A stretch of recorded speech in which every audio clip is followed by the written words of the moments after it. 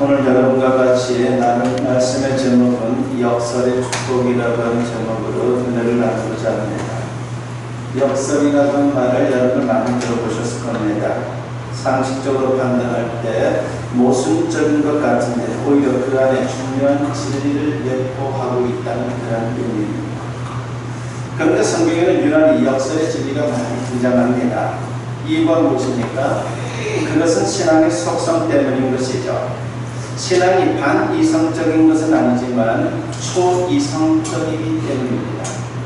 신앙의 눈이 떠지기 전까지는 말도 안 되는 것 같은데 일단 신앙이 생기게 되면 그 모든 것이 이해가 되고 믿어지게 됩니다. 예를 들면 이런 것들이 있죠. 마가복음 8장 35절에 보면 누구든지 자기 목숨을 구원하고자 하면 잃을 것이요 누구든지 나와 복음을 위하여 자기 목숨을 잃으면 구원하리라 하는 말씀. 그리고 누가복음 14장 11절에 보면 무릇 자기를 높이는 자는 낮아지고 자기를 낮추는 자는 높아지리라 했습니다. 그리고 고린도후서 12장 10절에 보면 내가 약한 그때에 강하리라고 하는 말씀이 번 역설입니다.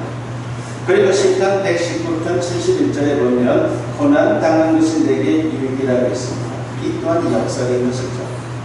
사실 십자가 복음 자체부터가 역설입니다. 십자가는 로마 시대의 사형틀이었습니다. 죄인들을 죽이는 그런 틀입니다. 고통과 수치와 죽음을 상징합니다. 우리가 성화를 보면은 예수님께서 팬티 어떻게 보면 가벼워서 지금을 말하면 속옷 정도 팬티 정도 이렇게 입고 있는 것처럼 보이지만 사실상은 그렇지 않죠. 십자가에 달린 다 대입니다. 온갖 수치를 다 겪게 하는 겁니다. 그런데 십자가로 영원한 사망에서 구원받고 영생을 얻을 수 있다니 그것을 생각하면 그리고 승리로 십자가로 승리할 수 있다고 우리에게 말씀하고 있기 때문에 어찌 보면 세상 사람들이 보면 이게 말이 되는가라고 생각할 수가 있습니다. 그러나 신앙이 생기면 이 모든 것을 우리가 이해하고 우리가 믿을 수 있게 되는 겁니다. 무엇보다도 확신하게 되는 것이죠.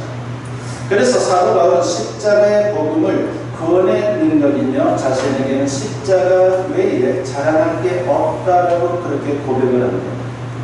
본문 앞부분을 보면 사도 바울이 십자가의 복음을 전파하며 간 데마다 조롱과 핍박을 당했다고 증거를 합니다.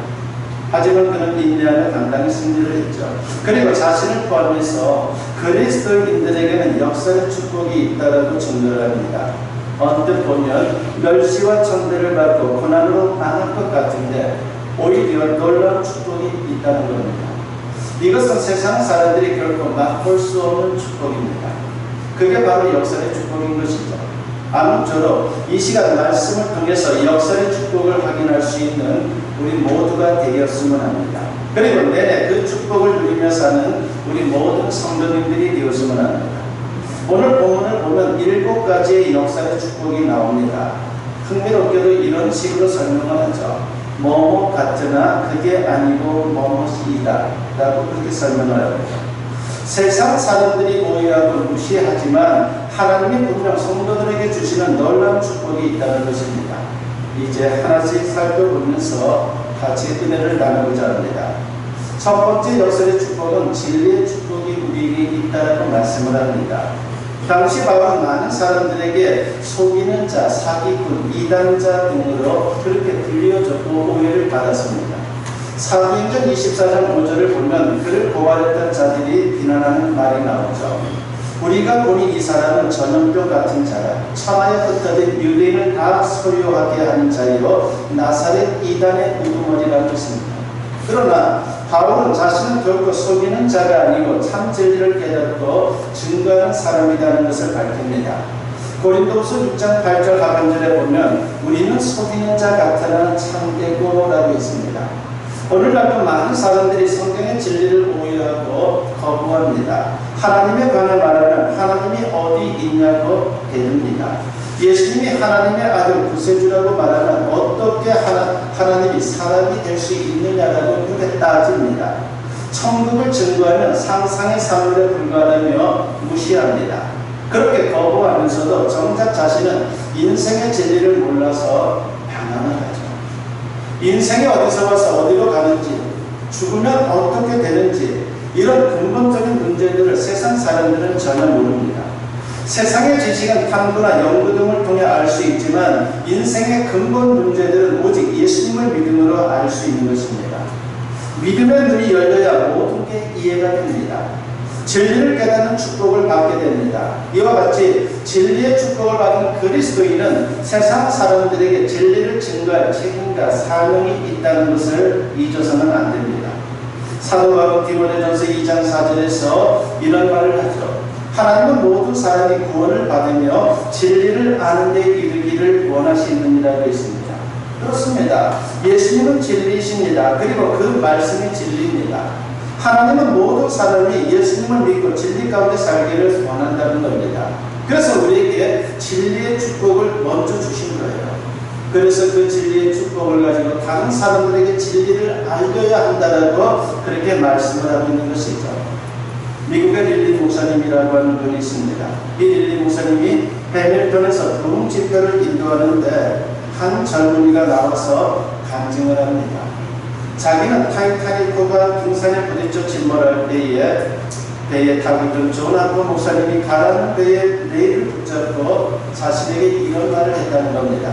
청년 구원 받았소 라고 말입니다. 죽음을 눈앞에 둔 상황에서 청년 구원 받았소 라고 그렇게 묻길래 아니요 라고 그렇게 말했더니 예수 그리스도를 믿으시오 그러면 구원을 받습니다 라고 그렇게 말씀하고 잠시 후에 배와 함께 물속으로 가라앉았습니다. 나는 존 아프 목사님의 마지막 전도를 받고 구원받은 사람입니다 라고 그렇게 간증을 했습니다. 얼마나 영혼 구원이 중하고 시급했으면 죽기 직전까지 전도했겠습니까? 그는 죽어가면서도 진리의 기쁨을 알았고 축복을 알았기에 죽음도 당당히 받아들였고 참으로 젊은이가 예수님을 그 끝에 인생의 끝자락에서라도 예수님을 믿고 진리를 알고 구원받았으면 하는 간절한 마음으로 그렇게 전도를 한 것입니다. 앤더 수사쿠라고 하는 일본의 유명한 작가가 있죠. 이분이 바다와 독백이라는 책에서 이런 이야기를 합니다. 2차 대전이 막바지에 이르렀을 때 일본의 후방 병원에서는 전쟁터의 미군들을 마취시켜서 사람으로서는 도저히 할 수 없는 생체 실험을 하게 됩니다. 우리가 다 아는 이야기죠. 처음에는 포로들을 돌봐주며 진찰하는 것처럼 하다가 마치 큰 병이 생긴 것처럼 속여서 수술을 하는 겁니다.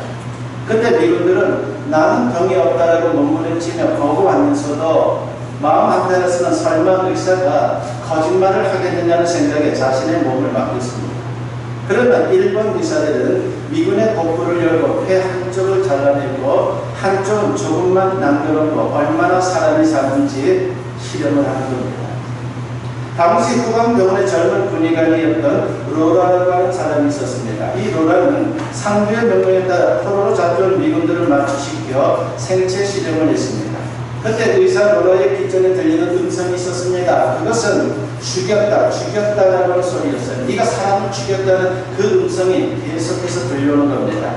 그때 로라는 아니다, 나는 책임이 없다, 내가 한 것이 아니다라고 중얼거리며 괴로워했습니다. 그러나 시간이 흐르면서 의사 로라는 반복되는 일들 속에서 자신의 자아를 상실한 채 점점 무감각한 삶을 살았습니다. 그는 이제 자기가 수술을 하면서도 또 자신이 죽인 미군 포로들을 바라보면서도 마음이 아무렇지도 않았고 더 이상 괴로워하지도 않았습니다. 그것이 일상이었던 거죠. 어떻습니까? 이 무감각한 일본 군의관의 모습이 혹 나의 모습은 아닙니까? 바울은 주님을 만나고 그의 심령이 무뎌질 줄 몰랐던 열정의 사람이었습니다. 오히려 갈수록 더욱 뜨거운 복음의 열정과 영혼 사랑으로 가득 찼습니다. 특히 구원의 문제에 대해서는 더욱 견딜 수 없는 안타까운 심정으로 복음 전파에 생애를 바쳤습니다. 진리를 전하고 싶었던 거예요. 진리의 축복을 저들 또한 알 수 있도록 해주고 싶었던 겁니다. 로마서 9장 1절부터 3절에 보면 사도 바울이 이런 말을 하죠. 나에게 큰 근심이 있는 것과 마음에 그치지 않은 고통이 있는 것을 내 양심이 성령 안에서 나와 더불어 증언하노니 나의 형제 곧 고륙의 친척을 위하여 내 자신이 저주를 받아 그리스도에서 끊어질지라도 원하는 바로라고 했습니다. 내가 죽는 안에 있더라도 이 진리를 먼저 맛본 내가 하나님으로부터 저주를 받더라도 내 사랑하는 사람들, 동족들을, 내 가족들을 구원할 수만 있다면 내가 저주를 받아도 괜찮다라고 고백하고 있는 겁니다. 진정으로 사도 바울은 주님을 따르는 사도로서 가장 중요한 사명이 무엇인지를 알았던 사람입니다. 그리고 누구보다도 하나님의 마음을 잘 알았던 사도였습니다. 그렇습니다. 예수님은 살아있는 진리이죠. 그 진리의 축복을 받을 뿐만이 아니라 그 진리를 증거할 수 있는 우리 모든 성도님들이 되었으면 합니다. 두 번째의 역설은 유명의 축복입니다. 고린도서 6장 9절 상반절에 보면 무명한 자 같으나 유명한 자유라고 했습니다. 오늘 우리도 세상에서 평범하고 하잘것없는 존재일 수가 있습니다. 그런데 세상에서 유명해봤자 모든 인간은 다 거기에요. 털어보면요 더 부끄러운 게 많아요. 우리가 늘 보지 않습니까? 점잖은 분들 내 청문회에 나오면 저 사람에게 저런 게 있었던가라는 생각이 들 정도로 여기서 예외적인 사람들이 없어요. 그것이 우리의 현실이다라고 하는 것입니다. 진짜 유명한 것은 하나님이 기억해 주시는 겁니다. 그러면 영원히 유명한 사람이 되는 것이죠. 세상에서는 그리스도를 대수롭지 않게 생각합니다. 심지어 무시하고 조롱합니다. 초대교회 시대에 그리스도인이라고 하는 칭호가 안디옥 교회에서 처음으로 생겼죠. 그때는 어떤 의미였습니까? 부정적인 의미로 처음에 사용됐어요. 요즘으로 말하자면 예수쟁이라는 것과 비슷한 그런 의미였습니다.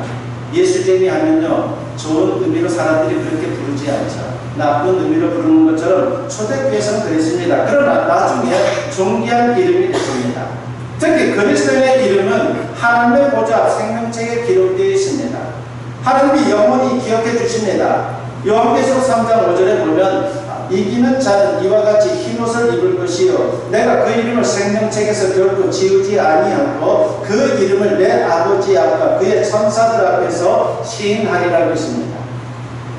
그 가운데 신앙생활을 잘하고 많은 사람들에게 복음을 전한 그리스도인은 하늘에서 별과 같이 빛날 것이다 라고 말씀을 합니다.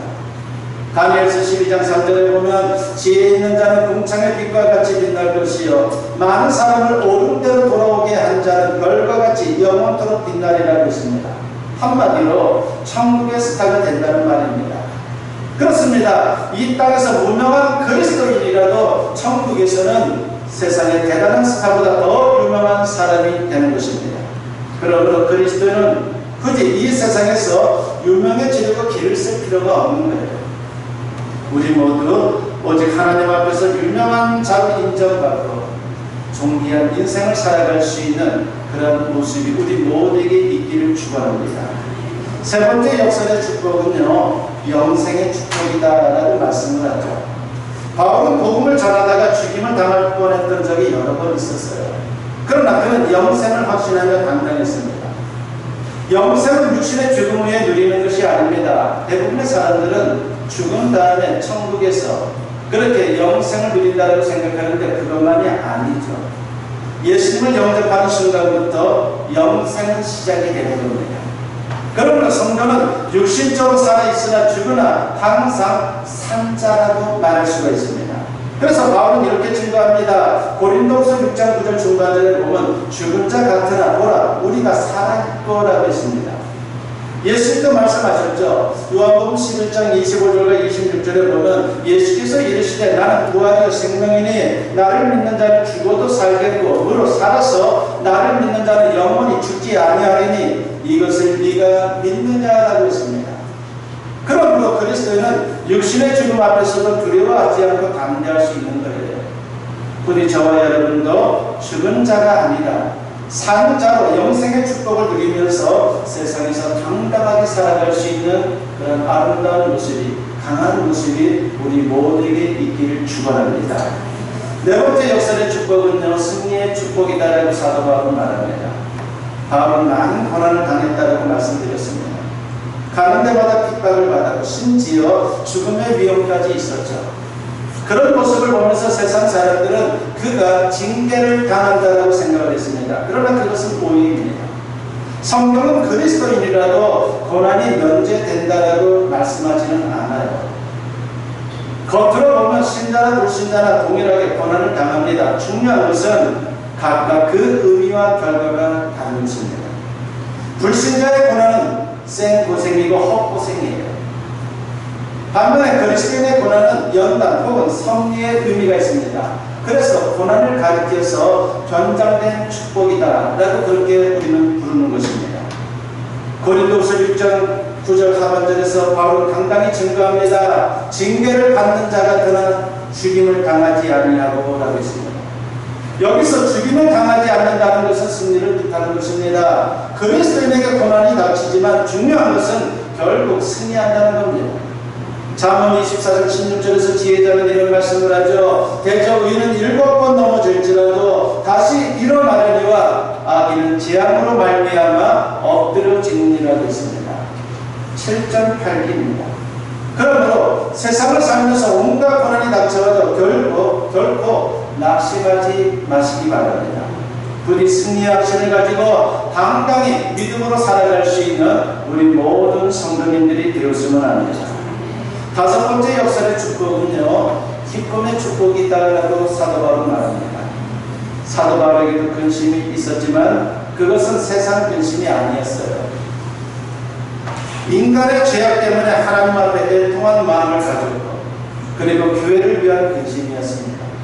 그러나 그는 영혼에 솟아나는 기쁨이 있었습니다. 그래서 이렇게 증거를 하죠. 고린도후서 6장 10절 상반절에 보면 근심하는 자 같으나 항상 기뻐하고 라고 했습니다. 빌립보서는 감옥에서 기록한 옥중 서신이라고 제가 여러 번 말씀을 드렸는데 거기에 보면 기쁨이 넘쳐납니다. 어떻게 이것이 감옥에서 쓰여졌는가 라고 의문이 들 정도이죠. 그런데 감옥 밖의 성도들에게 사도 바울은 아주 당당하게 기쁨의 마음을 가지고 권면을 합니다. 빌립보서 4장 4절과 13절에 보면 주 안에서 항상 기뻐하라. 내가 다시 말하노니 기뻐하라. 내게 능력 주시는 자 안에서 내가 모든 것을 할 수 있느니라고 했습니다. 예수님과 함께하기에 그분이 주시는 신령한 기쁨이 자신에게 있다는 겁니다. 그리고 모든 것을 할 수 있다는 말은 어떤 환경에서도 근심과 걱정, 슬픔을 이기고 기쁨으로 살 수 있다는 고백입니다. 고린도서 8장 2절 상반절에 보면 환난의 많은 시련 가운데서 그들의 넘치는 기쁨과 라고 하는 말씀이 나옵니다. 환난과 시련이 성도들의 기쁨을 빼앗지 못했다는 것입니다. 마게도냐 지방은 로마인들로부터 많은 박해를 받았어요. 신앙 때문에 박해를 받은 겁니다. 교회적으로는 유대인들의 난동이 끊이지를 않았죠.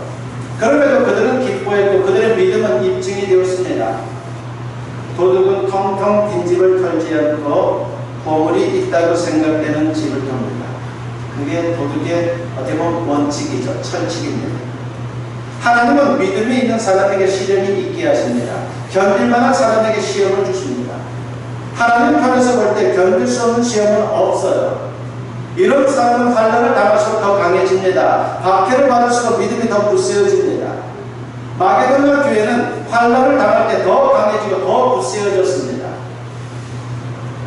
남아프리카의 목회자 앤드루 모레이라고 하는 분이 있죠. 많은 저서를 내신 분인데 이 앤드루 모레이가 시련에 대해서 이렇게 말한 적이 있습니다. 첫째, 나는 이러한 상황에 처하게 하신 분이 바로 주님이신 것을 알고 있습니다. 둘째, 주님은 나를 사랑으로 지켜주실 것입니다. 셋째, 주님은 시련을 축복으로 바꾸실 것입니다. 넷째, 때가 되면 주님은 그 기쁘신 뜻을 따라 나를 시련에서 건져주실 것입니다. 결국 나는 지금 하나님의 정하신 뜻에 따라 하나님의 보호하심을 받으며 하나님의 훈련과 연단을 위해 하나님의 정하신 기간 동안 시련을 받는 것입니다. 라고 하는 그런 고백을 합니다. 이런 생각을 가진 사람에게 시련이 있겠습니까? 이런 믿음의 사람에게는 이미 시련이 아닌 것이죠. 환난이나 시련에 대한 이런 믿음의 자세는 기쁨으로 견딜 수 있게 하는 것입니다. 오히려 환난이 기쁨으로 변합니다. 그래서 고린도후서 6장 10절 상반절에서 사도 바울의 고백처럼 근심하는 자 같으나 항상 기뻐하고라고 고백할 수 있는 것이에요.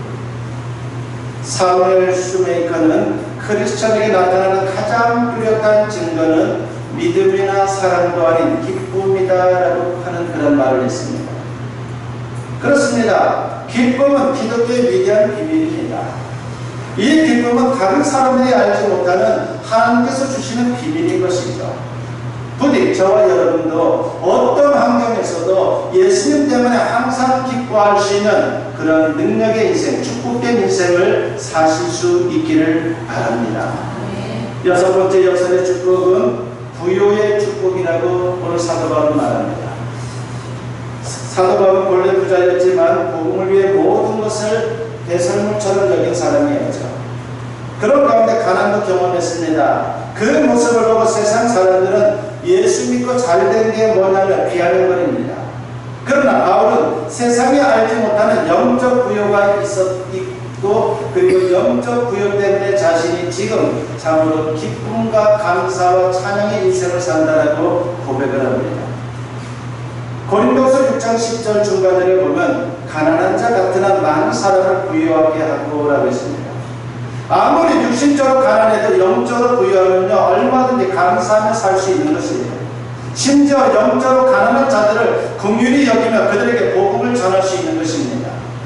여유가 있는 것이죠. 비행기로 여행을 하던 중에 두 사람이 만나게 됩니다. 그 중에 한 사람은 첫눈에 딱 봐도 부유한 사람이다라고 하는 것을 느낄 만한 사람이었어요.